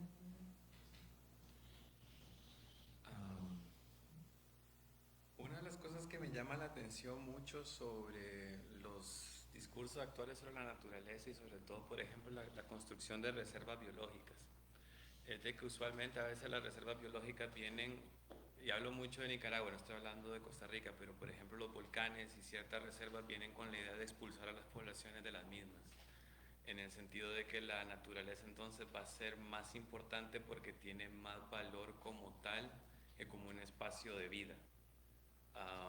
Y eso ha generado un montón de tensiones, inclusive el COPIN precisamente también estaba mucho en esta línea, ¿no? De que con la reserva, o sea, con la represa hidroeléctrica se iba a hacer una reserva ecológica y que las poblaciones indígenas iban a ser desplazadas a una reserva en vez de poder seguir habitando un río en el cual siempre han habitado. Y creo que en estos discursos incluso lo que no se pregunta es cómo poblaciones habitan estos espacios sin destruirlos en el mismo tiempo en que nosotros hemos destruido nuestros espacios. Y esas no son las preguntas que se hacen. Y yo creo que el turismo más bien habilita estos discursos en el sentido de que es muy fácil explicar que tomarle fotos a un jaguar, a una selva, a un volcán genera tantos turistas al año, crea tanta inversión en el país, mientras que el otro no tiene ningún discurso económico desde el punto de vista de la riqueza de la nación. Y en estos dos espacios hay un silencio abismal que está operando en el cual no hay articulación de comunicación posible. Y creo que va dentro de esto mismo, de que creo yo que habilitar esos canales de comunicación va a suponer de que también nosotros empecemos a hablar distinto, ¿no? Y que ese lenguaje todavía no lo tenemos. Y me parece que va mucho en la línea que hablaba Rocío. Nosotros, sobre todo los que nos formamos en ciencias sociales y en las humanidades, tenemos un lenguaje muy ilustrado y positivista en este sentido, ¿no? Y cuando nos irrumpe otro lenguaje no sabemos mucho cómo operar en estos sentidos, ¿verdad? Y dicho sea de paso, me parece que conecta con una presentación de hoy en día de que todo lo que generamos a raíz de esta producción se va y se oculta en un basurero. Pero precisamente el manejo de todos nuestros recursos y consumos debería de estar en este mismo espacio. Y más bien la reacción de nuestros gobiernos ha sido culpar a estas poblaciones por la mal utilización de los recursos naturales. Y yo creo que cambiar estas cosas, y además yo diría como que cambiar esto, como que esto nos hace ver mal como país, sería por lo menos un primer cambio, por lo menos, diría yo, exclusivamente.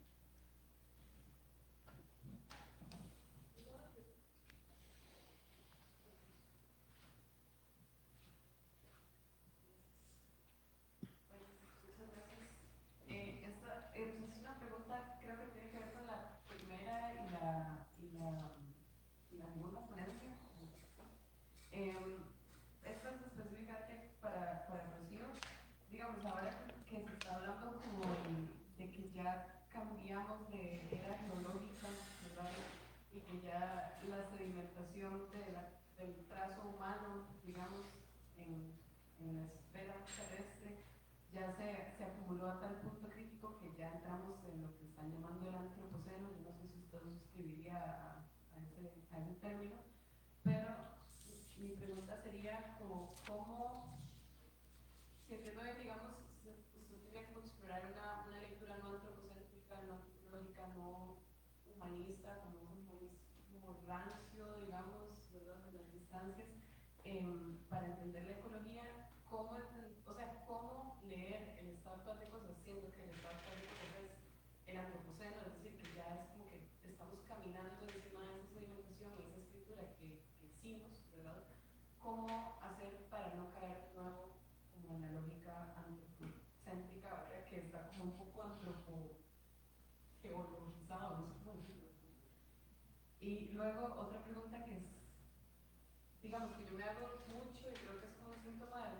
emoción probablemente, y que es una pregunta que da mucha pereza, porque puede llegar como a un lugar muy improductivo, digamos. Es como que nos están diciendo constantemente como, pues, estamos llegando al 2050, ya se está acabando el tiempo, ya se acabó el tiempo, ya se acabó el tiempo, ¿verdad? Ya no sé hacer, pero hagamos cosas, pues, no hace mucho. ¿Cómo pensar o cómo pensar la ética, cómo pensar como un abordaje ético a la idea de la extinción? O sea, ¿qué hacemos con eso? ¿Cómo pensar que eso es posible? Que se vienen cositas. Gracias. Y la primera?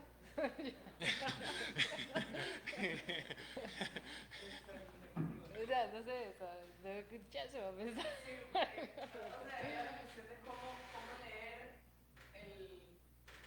cómo no hacer una lectura antropocéntrica ahora que estamos en el antropoceno, digamos. No, eso sí, pero habías dicho que tenía dos preguntas. Me parece que o sea, Ok, sí, ya. me parece que la segunda puede concernirle también al expositor. Yo diría que más la segunda que la primera. No, sí, Pero no, eso sí, la la segunda segunda. a ustedes dos y la primera es para Rocío. Ok. ¿Quieren empezar o...? Bueno, Yo chico. bueno, en relación con la primera, yo creo que es inevitable, digamos, no tener una visión, yo siempre hablo antropológica, ¿verdad? A veces la ética está en ese dilema, o al menos en la época de los 70s, 80s, todavía en los 90s, que se habla de una perspectiva antropocéntrica en la época moderna, y entonces hay que hacer una visión más biocéntrica. Pero yo pienso que siempre tendremos una visión antropológica, o sea, no podemos como meternos en otra mente, ¿verdad? Podemos cambiar, variar un poco nuestra percepción del mundo, pero siempre igual creo que será una perspectiva antropológica. Ahora, la cuestión es cómo nos ubicaríamos nosotros, digamos, como personas, como seres humanos, en las circunstancias de ella actuales, ¿verdad? Ya pues nos damos cuenta, o al menos seríamos más conscientes de que pertenecemos a la naturaleza, somos parte de la naturaleza, y pues esto llevaría, yo supondría que lleva a un cambio, ¿verdad? Esa lectura, digamos, del estado actual de las cosas puede ser, yo creo que muy, o sea, si uno realmente es realista, al ver un poco la situación mundial, creo que podría caer muy fácilmente en pesimismo. Y sí, digamos, a veces bueno, yo hablo de crisis ecológica y esto, pero no sé, a veces da la impresión de que estamos más bien como en una crisis, sino más bien ya como en una época se me va la palabra, como una decadencia, digamos, una decadencia, ¿verdad? Entonces, sí, de ahí como pensar una ética en esta era de la extinción, ¿verdad? De la extinción del ser humano. De ahí, no sé, se me viene a la mente así rápidamente la cuestión de los gnósticos, ¿verdad? Uno puede ser, bueno, y disfrutemos porque no hay más, cada segundo. Y la otra es, sigamos destruyendo esto, y sí, no hay nada más que hacer, ¿verdad? Sin embargo, me parece que sí, una ética aquí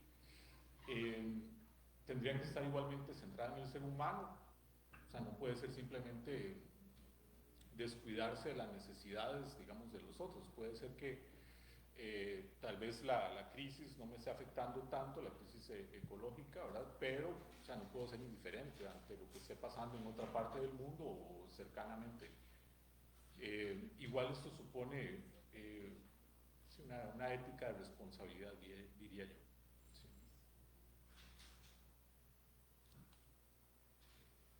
Gracias. Ya me sopló.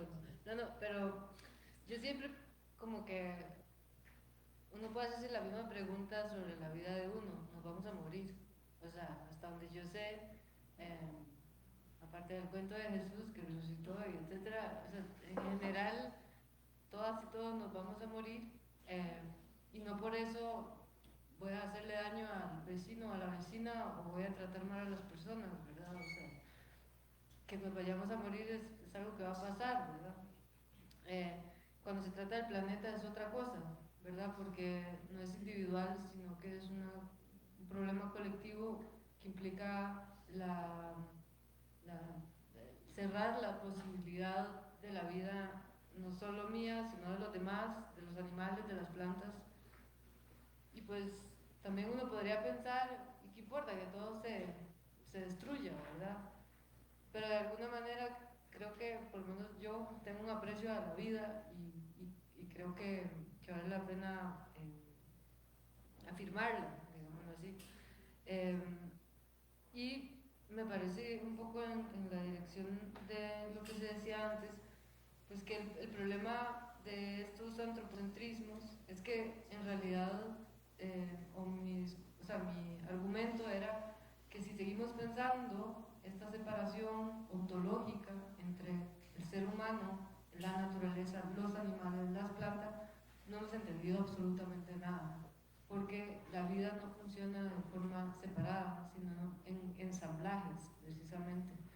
Y hay un texto que a mí me gusta mucho que se llama Materia Vibrante, de Jane Bennett, que bueno, lo he leído, que precisamente habla de eso, ¿verdad? Cuando yo me como una naranja, estoy consumiendo los pesticidas, esos pesticidas van a la orina, van a las aguas se las come el animal, luego se van al río, se los come el otro, cuando el barco se lleva el banano, el problema ya no es solo nuestro, sino que también es de los europeos que se comen su bananito y congelado, lo que sea, ¿verdad?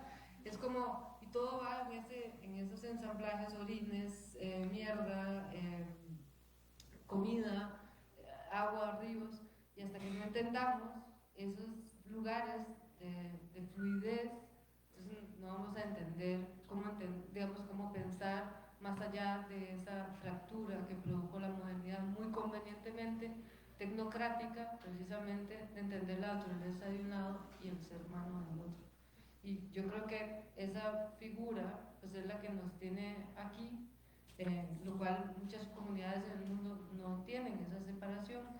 Y por otro lado, pues yo creo que la categoría de lo planetario permite un poco como pensar realmente desde esas complejidades, pero siempre tiene que haber una posición, digamos, del ser humano, porque lo que señala el antropoceno, yo no sé si, o sea, yo no lo pienso como si creo o no, si existe o no, si lo cuento o no. La cosa es que hay un problema.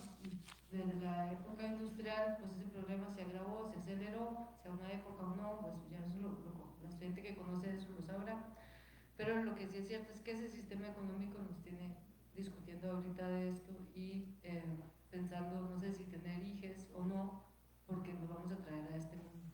Y esas son preguntas existenciales que tienen que ver con esa gran extensión que hemos querido desatender. ¿No? Sería un poco como...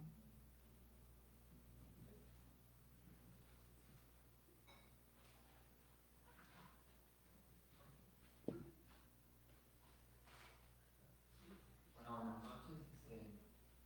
Jesús Manuel.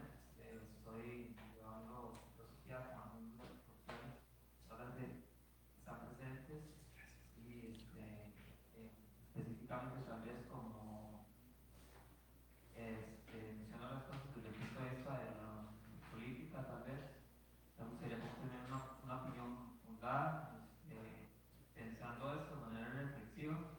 ¿Qué piensan ustedes o qué se supone que podría hacerse, digamos, en situaciones en las cuales uno ve que haya un cambio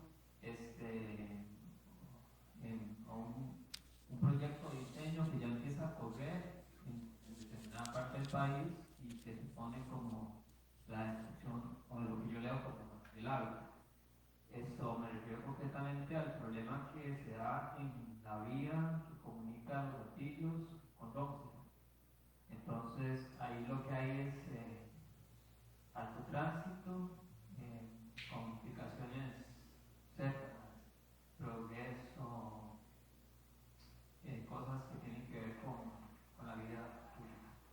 Y paralelamente, en esa vía, no sé si ustedes han pasado por ahí, pero prácticamente que hay yo lo definiría así como un bosque intermedio. Son toda una serie de árboles que tienen mucho tiempo de estar ahí, anidan aves, producen oxígeno, todos sabemos, contribuyen al problema por el calentamiento global, etc. Y me llamó la atención porque lo vi y lo leí en una publicación electrónica que tengo entendido que el Ministerio de las Obras Públicas y Transportes dio el banderazo el 3 de agosto para proceder a la construcción de una nueva vía para resolver ese problema. Terminó diciendo esto. Pero lo interesante para mí, trágico, es que esto supone ir cortando progresivamente todos los árboles de los que yo les estoy hablando. Entonces, se va a resolver el problema de la estructura, pero supone eso. Para mí doloroso, digamos, que me siento parte de esa naturaleza. Y esa es mi intervención. Quisiera como tener ideas sobre eso, aunque tal vez no tenga sentido, pero estoy trabajando en un recurso de amparo, ya lo tengo ahí escrito. Me parece que así como decía Rocío,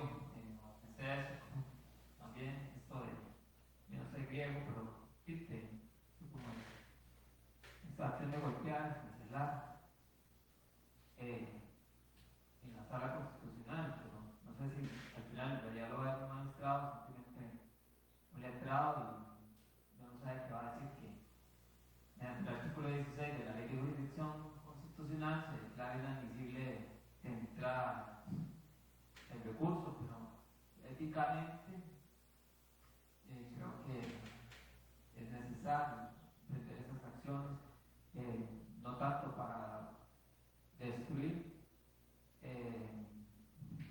las cosas, sino para pensar, el punto es como pensar en instrumentos, cuáles instrumentos jurídicos pueden tener o crear, pero ante todo eso, ¿qué opinión tienen ustedes sobre eso? ¿Creen que tiene sentido? ¿Que no tiene sentido? ¿Verdad? Gracias.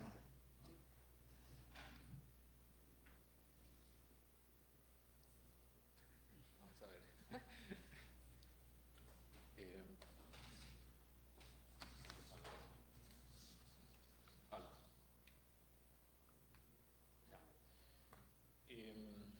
Vamos a ver qué decir. Bueno, creo que sí tiene sentido, ¿no? O sea, es una preocupación válida suya y posiblemente de muchas otras personas.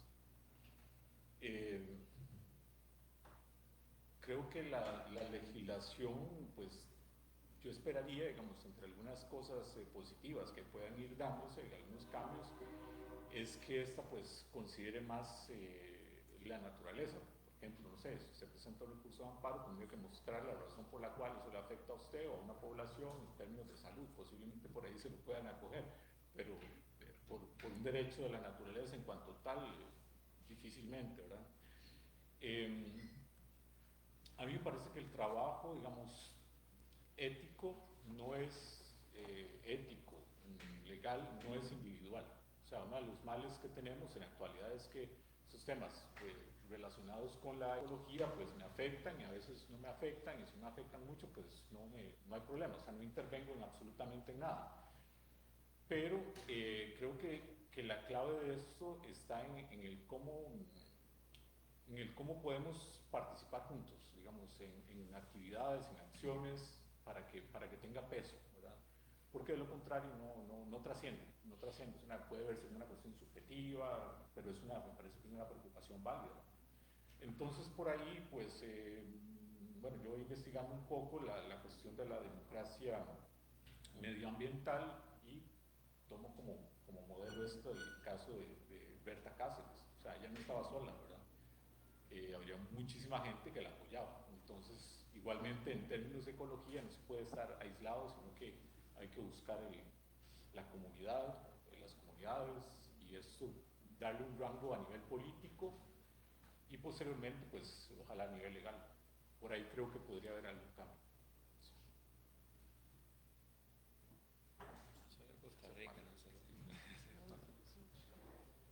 Sí, yo creo que el problema, un poco volviendo a la ponencia antes sobre planificación urbana, tiene que ver con eso. O sea, hay una serie de prioridades y entre las prioridades no está defender espacios verdes. Entonces, claramente ahí pues habría que plantear esto, reeducar, hacer otras estrategias de participación construidas desde como esta idea de una democracia realmente participativa, en donde aparezca, precisamente esta idea de que la necesidad de generar pulmones verdes en la ciudad es necesaria, no por una cuestión estética, sino por una cuestión de limpieza de aire, de la salud de las personas, ¿verdad? Estética también, en el sentido no banal de la palabra, pero sí en el sentido de producir hábitats sostenibles donde las personas, donde se pueda limpiar el aire, por ejemplo. Eso debería ser una prioridad desde el Ministerio de Salud con el Ministerio de Obras Públicas, para generar esos acompañamientos entre instituciones estatales parece ser como poner a hablar en varios idiomas ahora, es como muy difícil. Pero claramente es válido. El punto es que hay un montón de intereses de usuarios que están hartos de las presas, de sistemas de transporte ineficaces, entonces está el cargo personal, etcétera, etcétera. Entonces no sé qué tanta acogida le van a dar al recurso, pero está bueno que se haga. Pero siempre es importante como una justificación, yo creo, en términos de eso, ¿verdad? De salud, de otros argumentos que se pueden dar, pues.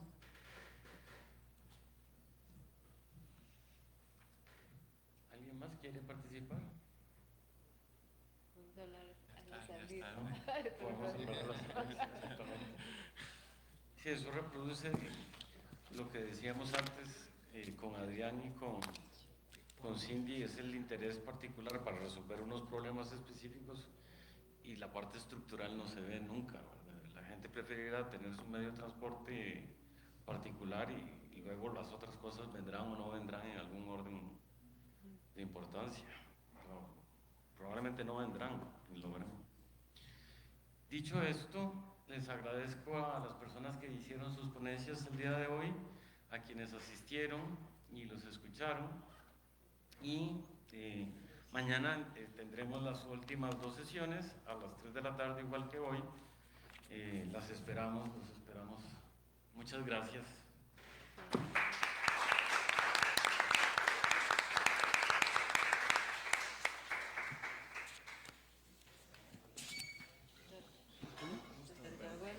¿Sí?